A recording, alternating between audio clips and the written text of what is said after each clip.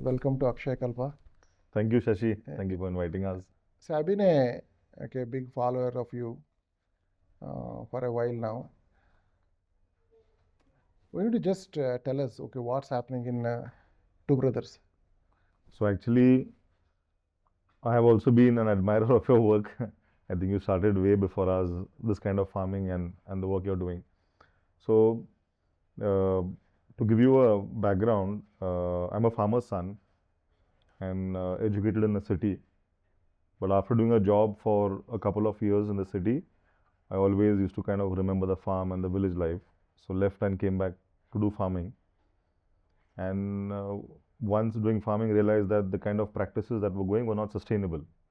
The practices my dad's generation had been doing, monocropping sugarcane, and then felt a concern towards soil, so started practicing more and more sustainable means, and then organic farming came into play of sorts, and then to keep tried selling the produce as in the local markets didn't get a good value, so to keep it economically sustainable, then created a brand so that consumers can identify the difference and pay the right value for good food, and that's how the brand got created. And today, I mean, it's me and Ajinkya who started this, and now we're kind of trying to grow it with many other farmers in Maharashtra primarily, and serve good food to many consumers in the front end. See, that brings into one of the questions, which of course you just now mentioned, that what is happening in a conventional farming systems right now? So if you really go a little bit deeper, okay, and try to decipher what's happening. So one problem you see now is, hey, I got a package of practices. What applies in Punjab applies in Tamil Nadu, or what applies in Kashmir will apply in, okay, somewhere else. That's a thought process. This culture of, okay, NPK will solve my problems. Where are we heading? I think by policy we are driving this. So where are we heading? Do you think there is any recourse left, or is it possible to get back, or we have taken a path wherein which we can't come back? So where are we heading? So I think I come from a farmer's family. I've heard about my grandfather and his father farming, and I've heard about how my great grandfather could produce more yield and could sustain his family, and yet the farms were fertile. And then my co-workers on the farm now, who have been working with us since 40, 50 years, tell me that 40 years the yield was 80, 90 tons of sugarcane per acre. It's come down to 30, 35 tons over a period of 40, 45, 50 years. Yes, I think when policymakers got to trying solving problems or putting some method, I think they failed to realize the existing method that was already there and functioning since I would say so many years, where farmers farmed sustainably, food had nutrition, and the soil was healthy. But they figured out that the soil needs to yield more, and I think the focus was towards farmers growing more commodities than real food. So the biodiversity of the food that we used to grow earlier was replaced by advising farmers to grow commodities that are traded globally or for use for some other purpose than just for food. And that came in, and farmers were convinced by government to grow that kind of food. I think we're at a situation now where we're realizing that that method of farming or looking at agriculture is not sustainable. It's ruined soil fertility by 50%. It's ruined biodiversity both above and below the ground nearly completely. And you can now forecast that if we continue this kind of farming in the next 30, 40 years, we won't have soil fertile enough to grow food for us. So it's high time we turn back. But there's an entire machinery and ecosystem designed around conventional farming, what is now conventional farming, to reverse that and to relook at farming and telling farmers to grow sustainably is a huge task. no government wants to bite the bullet. It will mean disturbing incomes, it will mean disturbing social patterns, it will mean disturbing industries.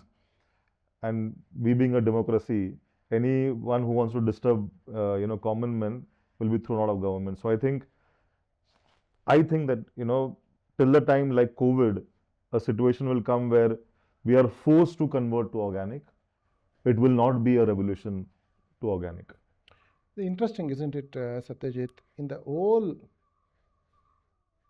path of conventional agriculture, I believe it doesn't have a history of more than 60, 70 years. Yeah. Okay. And probably 100 years. Okay. Keep it roughly. Earlier to that, okay, I think food was, okay, still was grown. I think population was still growing. I think people were still healthy. Okay. Of course, we have improved on a lot of counts on healthcare, etc. But other than that, and if you purely look from a food production systems, okay, mechanization brought in a lot of, okay, let me say, solutions. Okay, for example, tractor as a tool, no, yes, it's very good, but every farmer owning a tractor, I don't know. Okay, would it make a sense? But would tractor solve, okay, your farming problems? I don't know, or we don't know. Seeds coming from outside, will it solve the problem? We don't know. But we continue to take that path. Chemicals done in factories, okay, and subsidized heavily with public money. How many people know to make a 50 kg, okay, urea in a factory, it costs 2,500 rupees. Farmer pays 500 rupees. 2,000 rupees, okay, the taxpayer pays for it. How many of us are aware? We don't even want to aware, but that is the food subsidies which are being doled out. And while we live in a paradise where we assume, hey, cheap food, okay, oh, food available, I got money, I can buy through the food. So these are the conundrums which are happening in the marketplace. That is one problem. Second problem is the marketplace which wants a cheap food, okay, and which is heavily subsidized by their own money, okay, and the production systems, okay, unfortunately, okay, getting in a path of, let me say, road to no road which has no, okay, return, okay. But do you think that any chance of this ever getting, okay, reversed? Even small experiments should be fine enough. But so what is the one biggest thing we can say? Hey, this is the only change we need to make for this to work. But if it keep telling thousand things, subsidy regime, MSP regime, okay, chemical regime, that regime, this regime, so we will not go anywhere. Okay, honestly, we will not go anywhere. We have no control over it. But what is the one big thing? Okay, I think we as conscious, let me say, citizens and conscious consumers, okay, we can get together and make one change. Okay, so in my 14 years of work in Akshayakalpa, what I have realized is only way we can change this by getting young people into farming. So I want to, okay, I want to know, so what do you think? Are young people are coming? Will they come? Okay, is there any motivation for, okay, young people to get into farming? What do you think, Satyajit? So I think, when you said, is there, uh, when will this ever get reversed? I think in the end, if you observe for a very long period of time, nature always wins. So there will be a time where, nature will take over. Now, the process of, how we do it and about young people coming in, I think you rightly identified, it is young farmers that will create this revolution of sorts, farmers' sons. But what motivates people today is economic gain. There are very few farmers and young, people who would go to farming because there is a, passion about farming, or there is a spiritual need to do farming or something else. I think 99% are motivated by economics. So how we can change it is to ride the consumerism mindset or the capitalist mindset and make this kind of farming more economically viable, that pays the farmer more than conventional farming. And that's how you're using a system designed, the capitalist system, to work towards organic. And you pay the farmer more. This will only happen if There's enough awareness created amongst consumers to pay the right price for good food. Today, like you rightly identified, food is heavily subsidized. That is not the right price of good food. You know, things like soil fertility, things like water holding capacity, things like diversity, things like nutrition cost, nutrition are not built into the present cost. This is all getting depleted. So if producers who are growing it organic can create awareness, give scientific proof and evidence, and tell consumers that uh, this is better food for them, and they will pay a better price. We can have more farmers growing this kind of food, and that's how I think a revolution of sorts is possible. I think the valid point, the right pricing of the food. So what is the right pricing? Okay, is it subsidized system is the right pricing, or okay, there's some other means we need to evolve. Okay, of course, nutrition could be a big factor in determining the right price of a food. But the challenge again, coming back to this, getting young people into farming, the challenge has been that there's no farming school in India. Okay, no, you cannot get into a school and say, hey, teach farming. No, there are colleges, agri colleges, they don't teach farming, they teach, okay, crop sciences are taught. Okay, crop science is not farming. Farming actually involves a lot of aspects. For example, if a farmer owns a 5 acres of land, okay, if let me say my father, he would know every nook and corner of that farm, what grows where, okay, what trees to grow, when to grow, how much I should do a manuring, okay, how much, where and I should do spray, everything he knew in and out. That knowledge for him came from his father. So now young people when they are farming, okay, and young people want to get into farming, and parents in the rural areas, they're educating their children, but they're educating them out of farming. So that's what is happening. But what is one factor? Of course, you touched on one of the most important factor is the economics, okay, part of it. The question comes, what is economics? Where the economics is coming from? In the current farming system, what's happening is extremely input driven, okay? You drive input, you drive seeds, you drive manure, okay, you do a lot of inputs, okay, into the farm, expect farm to yield something, and you want to sell in the marketplace and make some money. But do you think it's the right model? Okay, can we relook at this entire model, Satyajit? Is it possible to evolve some models which are not input driven, but something else? I think it is. It is very possible. That's how our forefathers have been doing farming for ages and centuries together. We have to relook at the science of how they were doing. We took it as a tradition. And you mentioned of no school being there to teach farming. I think agriculture, it's a culture. It's a culture that was passed on by the earlier generation to the next generation. And that culture needs to be passed on to the next generation. And now many of farmers' sons are taken out of that farming family system and put into jobs in cities and urban areas. And that culture is getting dissolved. So I believe that that culture needs to be passed on. It's very difficult to teach culture in a school. It is, I mean, to an extent, it is, in a way, little possible. But that tradition of farmers needs to continue in case we need to protect this indigenous way of doing farming that was sustainable.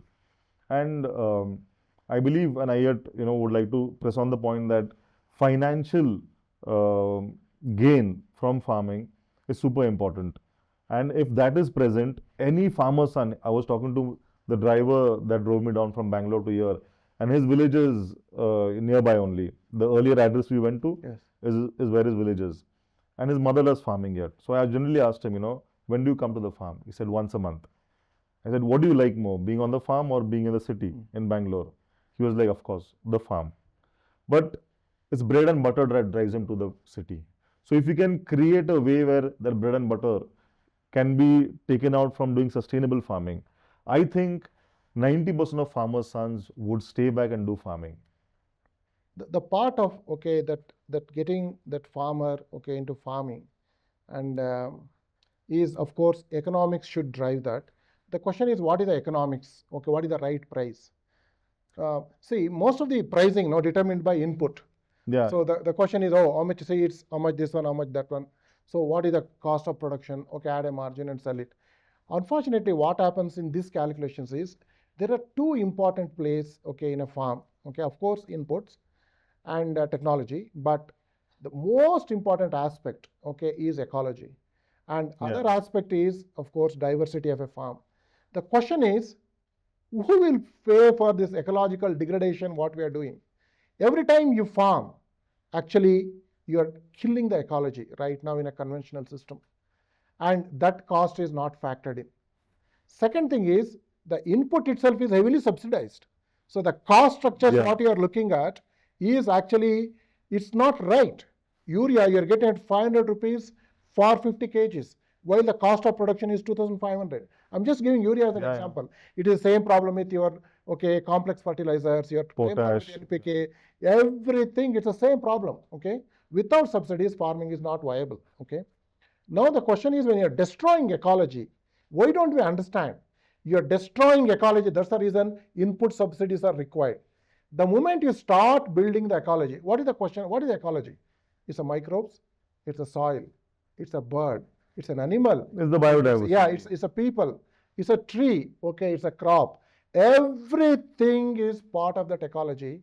While you continue to destroy that, but expect subsidies to come in and save us, okay, from this entire cost structures. Such a ecological play, okay, it's not okay near term, but see the work what you're doing in Two Brothers. Do you think that ecologically sustainable farms can be built? Okay, first question. Second is, one is of course ecological sustainability, okay, brings in okay some amount of stability in the way we farm, okay, and the way the outputs will come. Of course, also from a farming viability point of view, we need to diversify. This is the second point what I was saying. We need to diversify the farms to the highest possible extent. For example, you should have a crop, it gives a daily income. Of course, it's dairy. So dairy feeds in two aspects, your Yeah. income and of course dung. So you should have a crop which is gives monthly income. It gives a 3 monthly income, 6 monthly income, yearly income. So that's the diversity aspects we need to look in. Do you think, given okay current trend of young people leaving farming, traditional knowledge being lost, okay, and such a ecosystem can be built at a scale? I understand some experiments like Two Brothers, Akshayakalpa. There are a lot of experiments like this are happening at individual farmer level in the country. Do you think it can be taken into a mass scale? What is your view on that? Presently, it looks kind of very challenging because you're fighting a very large system, and it's practically impossible to change system in a short period of time.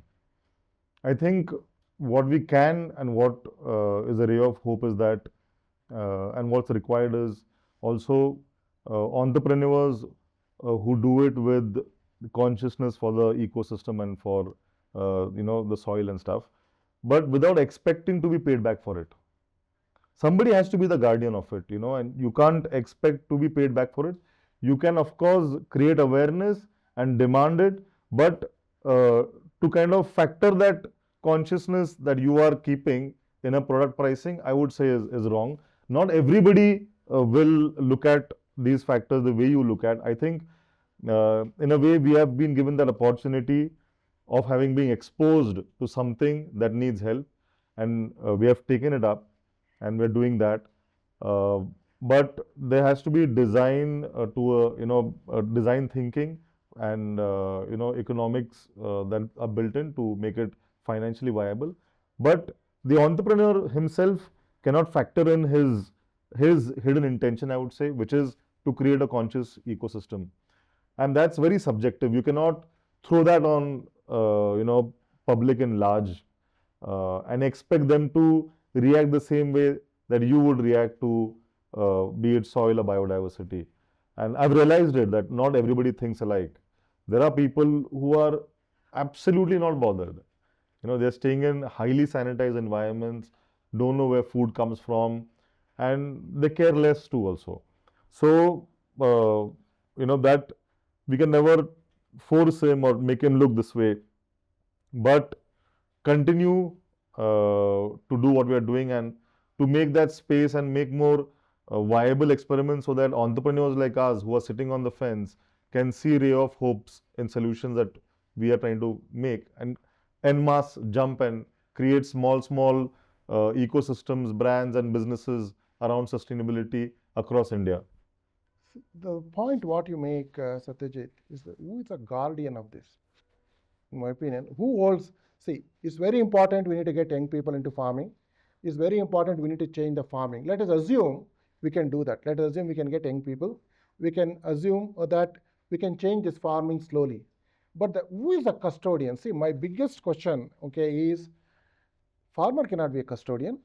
Yeah. Okay, and you cannot push everything on him. Right now, conventional system, you're pushing everything on farmer, saying that, hey, I will give you subsidies, but I will also not guarantee you market. Okay, market fluctuations, please be ready because I am subsidizing you. That's what we are telling the stories. Okay, now you tell me if you want to change this. So in my belief, no, there's only one custodian, that is the customer who pays for it. Okay, can a customer become a custodian of the way we farm, the way we pay to a farmer? So the way, okay, the food gets produced, the way, okay, the chemicals get used, the way the spray gets used, the way, okay, you, okay, take care of the soil, the way you take care of the entire ecological system. Do you think it's too much expect from a consumer, or I think, or is it possible there's a ray of hope exists? I think he is the biggest stakeholder, and what he wants decides what farmers grow. Like, I was talking to somebody that 30 years back or 20, 25 years back, some chefs in a five-star hotel took broccoli and made some good, dishes with it. And then people at that strata started consuming that exotic vegetable in their homes. And then now, after 25 years, common middle class is consuming broccoli and exotic vegetables.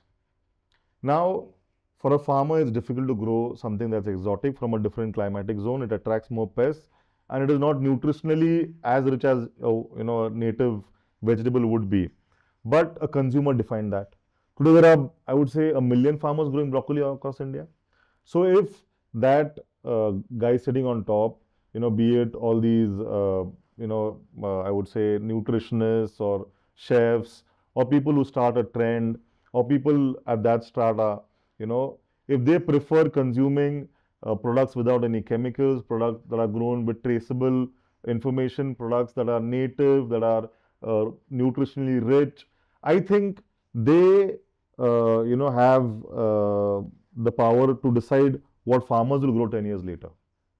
So, and that's the consumer, right? These are also consumers. So consumers, and today it's become faster. It won't take even 10 years with the communication systems we have, and the awareness can be created immediately. If consumers demand, farmers will grow that thing. So consumers demanded white sugar, farmers, there's white sugar being made. When awareness around jaggery is created, consumers demanded, why will somebody produce sugar and for what will they produce sugar? So I think the consumer is one of the most important stakeholders, but it's not only him. There are other stakeholders, there are farmers, there's also government which is a stakeholder. In a democracy, the king is the government. He can force some things. I wouldn't say they'll apply to 100% of people, but at least 10-15% traction they can get. There is the farmer who has to be conscious about his soil. It's a profession you can't compare with other professions. It's a duty, it's not a responsibility. It's come from his generation, and his duty is to pass it to the next generation. He has to be conscious about soil and grow sustainably. And then comes the consumer who will value it and who will reward that kind of produce. I think is an interesting part. So what intrigues me is the consumer. Okay, last 14 years at least, I make it a point to meet around 20 customers. Okay, some of them are lapsers, some of them are new customers. Okay, some of them are existing customers. I mandatorily meet 20 customers. My God. Okay, every month. It's a mandate. It's my to do. If I don't do that, I will not enter into a P&L review. Okay, so that I understand what is the. How do you do that? No, you I personally meet them. In the city, you go and yeah, meet in the them. city, I go and meet them. You will take an appointment and then you go and. No, therefore, one day before the P&L review, I just call them and say, hey, I'm on the way. Okay, can I meet them? When I go to Hyderabad, I'll go and meet them. Okay, for example, on the way from railway station, I'm driving to okay, from Kachigoda, if I'm driving going towards, okay, Hyderabad, okay, from apartments I make a list and saying, hey, I'm here, can I come That's here? amazing. Okay, Very nice. but more and more I talk to consumers now. So I started categorizing these consumers, okay, very interesting categorization. Um, See, there is a customer, okay, who is called, okay, Uttama. Uttama is a top-notch consumer. Okay, I will not call it a customer, it's a consumer, okay, it's a top-notch. Who is a top-notch consumer? He is the one who grows his own food. He knows how the food was grown, who knew who grew it, or if I grew in it, what I have used it. Basically, he's a hands-on guy. Okay, he knows about food in and out. Okay, he's a Uttama. Then there's a consumer who is called Madhyama. Okay, he doesn't grow his food, but he makes an every attempt to know who grew it, at what cost it was grown, what was used, what chemicals are used, is it safe to consume. He investigates, okay, and he is a Madhyama. And there is a last category of consumers, they are called Adhamas, okay, and that's the least preferred category, but they don't care. They think food can be bought through. The first two categories of customers, what I told, is the top 5% of, okay, the consumer base. That is, Uttama and Madhyama constitute top 5%. Remaining 95% fall into the Adhama category. The question comes, how do you get these Adhamas to become Madhyamas? Madhyamas to become Uttamas? So I personally believe, what is a brand journey? A lot of people talk about brands, this, for example, two examples could be, okay, Two Brothers and Akshayakalpa. So I personally believe in Akshayakalpa, what is our role as a brand? The journey we should take is, how do we elevate customer, okay, or a consumer from a Adama to Madhyama category? And all these Madhyamas, how to make them Uttamas? So if the journey, if a brand can take, I believe we can build an amazing consumer ecosystem which is conscious, which is asking questions, okay, and which is demanding certain things. Okay, for example, I don't want any food grown with chemical sprays. When you go to a, let me say, neighborhood store, can you go and tell? Every consumer goes and tells, hey, I don't want to pick up, okay, these chilies, they are sprayed. First conscious question is that. And will the superstore guy answer that one? Might not. But the question has started. Then he becomes conscious. Then the message dives. So if everybody starts asking, then the changes will happen. I think the point what you're saying. But in your opinion, what do you think? This transformative approach, okay, of consumerism right now, what you see, okay, very rampant, and money can buy through the food concept exists, but money can only do certain aspects. But you need to spend a lot of time investigating about the food what you are eating. Okay, do you think that consciousness is growing, or where are we heading? Okay, Satyajit. Shashi, I think the consciousness is growing because if you see 10 years back, how many of consumers were ready or were even demanding this kind of food? To today, there has been an accelerator, which is COVID, because it made everybody question the food they were eating, which helps one build immunity, and there was no medicine for COVID. That was an accelerator of sorts, which I think did a work that 10 years of regular time would have done in 2 years' time. And with, in India specifically, with people getting more and more affluence as an economy, we are going from a $3-4 trillion economy to a $8-10 trillion in the next 10 years. So the money that people will have in their hands, and that the middle class and the top class will grow at a faster rate than what the general economy will grow. So the disposable income that they'll have at hand is far greater than what they'll have today in the next 5-10 years. And people, after their house and other spends, everybody would want to increase their life. Longevity today is becoming a large industry. There are many aspects to it. There's wellness, there is other areas where people are spending in. Food is something that will demand a lot of their spends, and they will be ready. Awareness today is going around very fast. Today, because of social media, there are influencers who talk upon trends and who talk upon foods and who are dissecting nutritional value versus what you've been eating all across, who have been, attacking advertisers who, advertise falsely, and people are supporting these kinds of trends. So I think it is growing at a faster trend, and yeah, I would say it's not the ideal way. It should grow even way more faster. But at least when you compare 10 years back to today, it's happening faster. The younger generation is even more conscious because, you know, in our generation, the health problems that we have faced, our earlier generation did not face. The incidence of diabetes was hardly anything. Today, it's, I think, 30-35% of Indians have diabetes. The incidences of chronic diseases, the incidences of autoimmune diseases have risen considerably. So the next generation is seeing this unhealthy generation. And one of the things that they can notice that influences health is good food. So they are becoming more and more conscious about their food. I think there's money that India will have disposable. There's awareness. So it is bound that there'll be a demand and there'll be a growing consumer for this.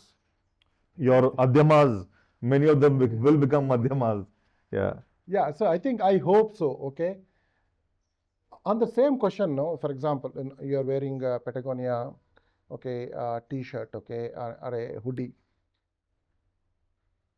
and the Patagonia tells, hey, don't buy my clothes, okay, Yeah. I will stitch and give it back to you. Yeah. Okay, It's crazy.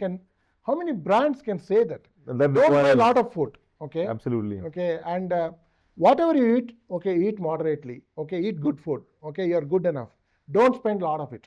So spend, okay, meaningfully. For example, simple example I'll give you. At least once in a quarter, okay, what I do is, okay, I go to a mall, okay, in any of the malls in 3 cities which we operate. I spend a day in a mall, okay. You know what I do? I just stand in front of, okay, cinema hall, okay, take a cinema ticket, okay, go to, okay, cinema, okay, sit in the cinema, and next to neighbor, okay, you just walk out along with them, okay. When you walk out, pick up a conversation. One conversation I pick up is, do you know how much money did you spend on that soda and a popcorn? A family of 3 or 4, no, you'll be shocked to know they spend a minimum 1,000 rupees to 2,000 rupees in between for the 3 cups of soda, okay, and 2 cups of popcorn. And unconsciously they're spending, not that they're conscious.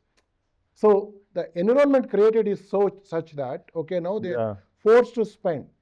But if you ask them a question, hey, have you ever thought of the same money of 2,000 rupees you're spending on a weekend actually can buy the protein requirements of your entire family of buying a liter of milk, okay, from us.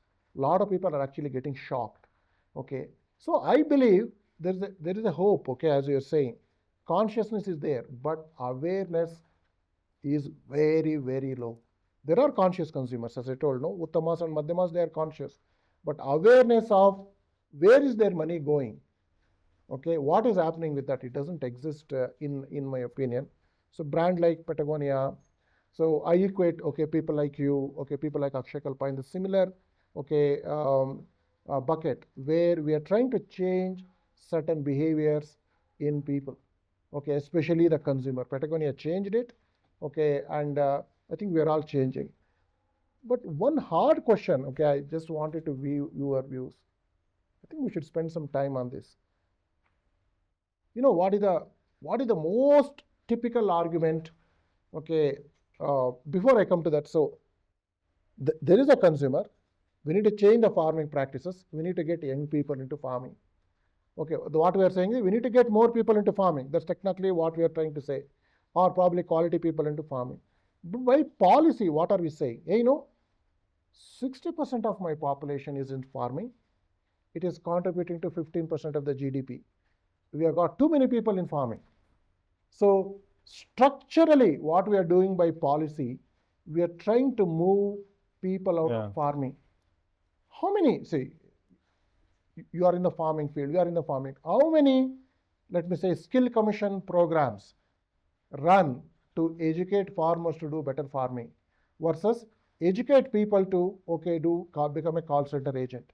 Most of the villages, most of the towns, they run programs to educate people to make call center agents. But I have not seen any programs going in farmer field. Hey, boss, this spray is not required. This nitrogen you are dumping is useless because your nitrogen excess. Okay, this phosphorus is not good. How many education programs we have seen? So structurally, when we are trying to remove people from farming by policy, okay, what do you think is this a way out? Okay, in farming. Okay, so isn't it okay? It's a conundrum what we face, Satyajit. Shashi, I think very valid question. Two parts to your question. One is that there are brands like Patagonia, you said, who are very conscious, and your experiment motivates me to do some more experiments with people in general. But rightly said, when a person in the city goes for a movie and spends close to $1,000 on a popcorn and soda, why is he doing that? Whereas, when you tell him to spend on better, cleaner protein and food, he will ask you two questions and he reluctantly spend on that.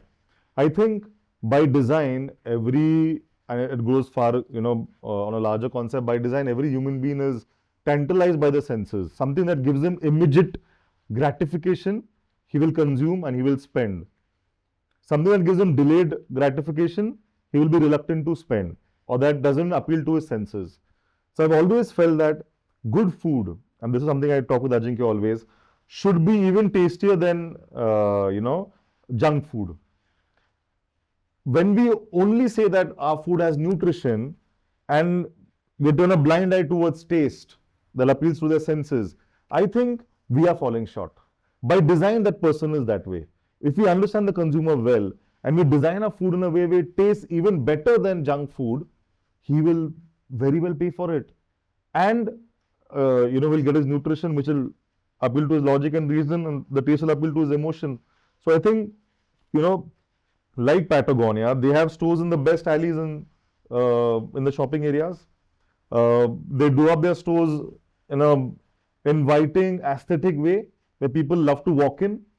And then underlying is their entire philosophy of how they look at consumerism, how they look at spending less, how they look at repairing, how they look at protecting a rock from getting damaged when a mountaineer is climbing it, and there are so many other stuff that Patagonia sells.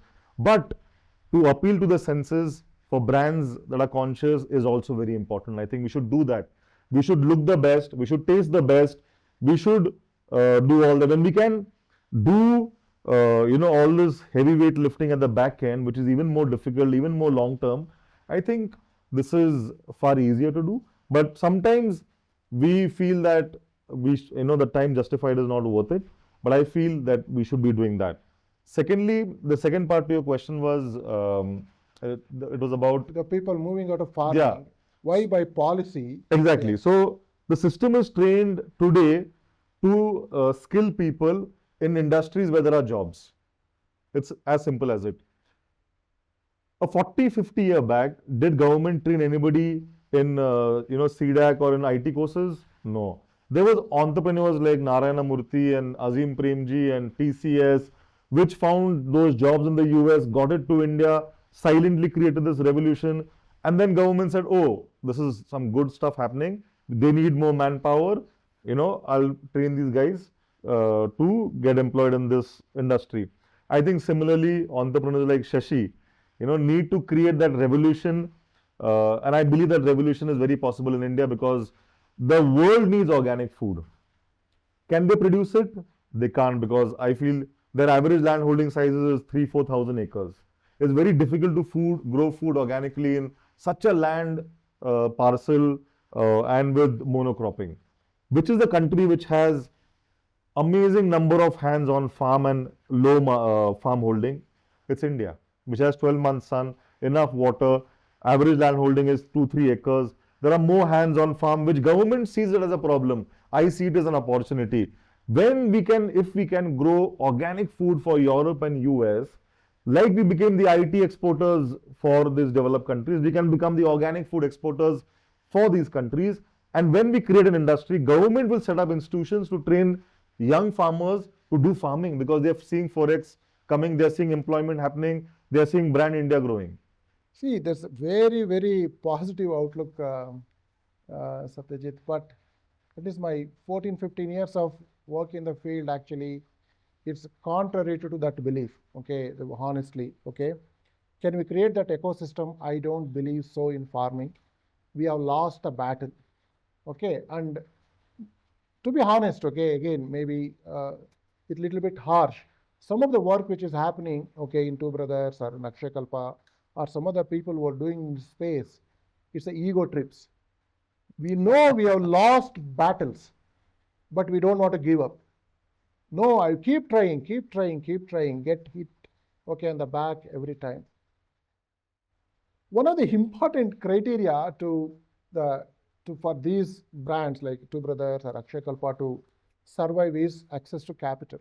To scale them, we need a lot of capital. A lot of people don't understand. Okay. The question is, where do you mobilize that capital from? Okay. You are constructing a plant now. Okay. You are trying to go on people who have done plants. Okay. Let me see in what best way you can do. We constructed plants. We are constructing plants. It requires a lot of money. Okay. And one of the sources of course, money is to get, okay, from a venture capital, okay, sources or a private equity sources, etc. There are conscious investors do exist, okay, who actually look brands like us, okay, 20-30% growth kind of, okay, year on, okay, and trying to do profitable businesses, trying to change the way the farming is done, trying to change the consumer behavior. There are, okay, ecosystems exist, but in your opinion, okay, maybe exception of Two Brothers and maybe exception of Akshayakalpa, okay, we need to remove us from the context. Do you think, okay, the VC ecosystem cares about this?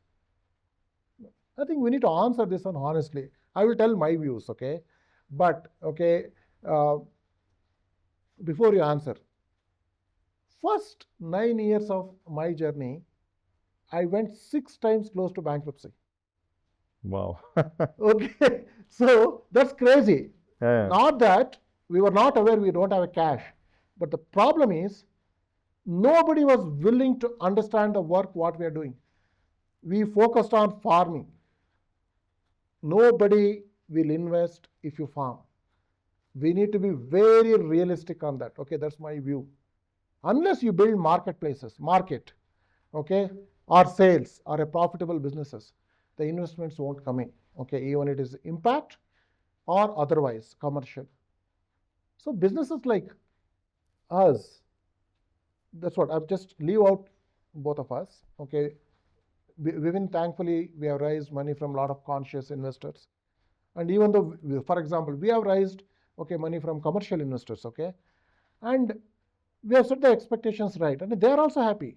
They are also not expecting something great to happen, okay, world to change, but of course they want to have a reasonable change to happen. We are happy with that, okay, and of course people like Nitin, they have invested in you, in us, and British government has invested in us, okay, people like Venture Diary, they have invested with us. They've been extremely conscious, okay. Leaving these two examples out, okay, do you think the ecosystem exists? Very hard question, but we need to really give perspective to people, okay, who are listening to this podcast. Is it possible? And I believe it's not, it doesn't exist in the way and fashion it exists for other industries. Say for fashion, cosmetics, IT, software, there's enough capital out there for you to make, and for enough people to make mistakes also. In that context, for agriculture, for food businesses, there is not that kind of capital available. There is some, like you rightly mentioned, Rain Matter is there. There are many other impact funds that look at investing in companies that create environment or social impact. So I think when these funds, the number grows. One is by, like if we are doing a decent job, I think it gives confidence to many other funds to look at this sector. Worldwide, there are governments, there's money that's moving towards, responsible investing. That's a growing trend, I think, especially in the Western countries. Even in India, if you see, so many entrepreneurs have made money, uh, many of them. and they're putting it back into some sort of CSR and investing it in companies that have a social or environment impact. So there is capital that's growing, not as fast and high as this is, as is available for other industries, but there is entrepreneurs. I think on the entrepreneur side, there are few entrepreneurs that are taking risk of building food companies. The quality of people, talent in building a clean food company in India is far lower than you will find talent that is pursuing cosmetics, because the money is bigger out there. I wouldn't blame them. But we need, like we always say that, Indian talent that studies at these government institutions like IIT, IIMs, it's a brain drain when they go and work outside somewhere. I think this talent that's working in India also, at least 10-15% of them, they have been subsidized by government for their education, right? Some percentage of them that are conscious need to come and work out here, need to take the risk. And I'm not saying that they need to be paid lower, but they need to believe in creating this systems of sorts, and we're working with brands that are conscious, and then even capital will kind of larger capital will kind of flow in, because capital needs talent, capital needs market, and if these two three things are there, I think more capital will come in. I think it's a valid point. Okay, I think they need to see some positive traction in these kind of investments. Absolutely. Wherever, whatever little which has happened. Okay, for a good example is Akshayakalpa. For example, 2019 is when we raised our first institutional investment from low capital. Okay, we told in 5 years we'll give you exit. We gave them an exit. Wow. They are happy. I think the ecosystem, you're right. Probably we need to create an ecosystem and provides a lot more exits. Okay, I think those exits actually creates that momentum. Right now, Absolutely. unfortunately, agri-tech investments are happening, but agriculture, no investments are happening. I think we need to be aware of this. Okay, farming, no investments are happening. Okay, dairy sector investment is happening, but farming is not happening. Okay, if you need to look, standalone dairy is not profitable. We all know that. Okay, unless a farm is built properly, dairy is a losing business for a farmer. So a lot of people don't understand this. Okay, but that ecosystem to exist, it will take some time. Probably people like Nitin, okay, he keeps talking, okay, saying that, lot more Indians needs to invest, lot more Indian capital needs to come into, okay, Indian companies, Indian ventures. But in farming sector, I have not seen many investments, okay, to be honest, Satyajit, okay. It will take some maybe 50, 60 years, 100 years time it will take to create, okay. So long. So, yeah, no. To be honest, that's a fact, okay, in my opinion, okay. So, but other aspects probably, okay, you're right. There are some investment angles farming can be looked at.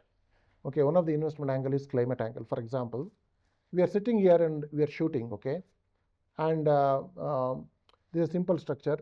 It is, okay, December 12th, and December month, you are not expected to have rains. This is the third year we are having rains in December. This is the harvest season for paddy, harvest season for ragi. Okay, in this belt, okay, both the crops will get decimated. So this is a third year. This pattern is just repeating every year. Okay.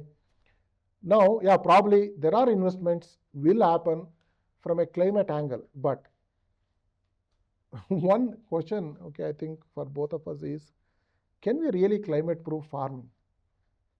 Unless you create some structures, hide everything from what's happening, okay, and in my opinion, it is not possible. That's the reason I'm saying we have come to a point of no return in farming. We can't go back, but it has changed permanently. We can't climate-proof anything. Only thing is, okay, we can see how to work with this change. I think that's the only change, in my opinion, initiatives like Two Brothers, Akshayakalpa, okay, can head. But I want to hear from you, okay, do you think, again, the first question I'm repeating again, now after this conversation, do you think we can change it? Last 3 years data I'm just giving you. This sitting here in middle of a farm, okay, in Akshayakalpa research facility in Tiptur, December 11th, 12th, raining, and crops being lost. You tell me, where is the hope? You have put a lot of difficult situations, you know, that you have rightly said so. But I've always believed, you know, that we are a young country. There is a lot of scope. We have a heritage of sustainable farming. We have a heritage of eating food that was nutritious. In the between 50 years, we have been influenced by Western, both in farming and in food. And the Western culture of farming and food doesn't have any history to it. So I think it's about getting back on both the sides. And I always say this to Ajinkya also that, the kind of farming we are doing is the farming my grandfather did. The kind of food we are making is the kind of food my grandmother did. Because they both knew what was best for the soil and for the health. We have to just get back to it. Pack it in a cosmopolitan, convenient form and create awareness and sell it to consumers. I yet believe that there is immense scope because of the fact there are so many problems and there is no attention because this is snowballing. And when a situation, I would say when a black swan event hits, everybody is forced to look at that problem and only that problem, and that will soon come. And what you're doing at Akshayakalp, though if you feel is simply irrelevant compared to the entire landscape that is changed, and what you're doing is not even a speck compared to that landscape, I think what you're doing is like a Noah's Ark. You know, when it will be flooded and when there will be constant rains, it is only those seeds that saved in that story the entire world because there was somebody who put that on a boat and took it and maintained it.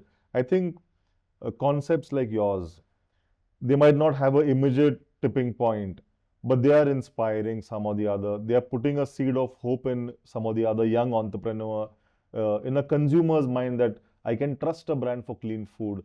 In a farmer like mine, when I come and see this at scale, that there are examples who are doing it in this fashion. I think even doing what you are doing uh, today might seem irrelevant, but after 40, 50 years, if you look back at it, it might just be the spark that created a revolution. I think that's the hope, okay? And most of the, yeah, Absolutely. I mean, I think the work we are all doing, that's the hope, okay? But and also to add to this, I don't know if you know about Cuba, how it turned organic.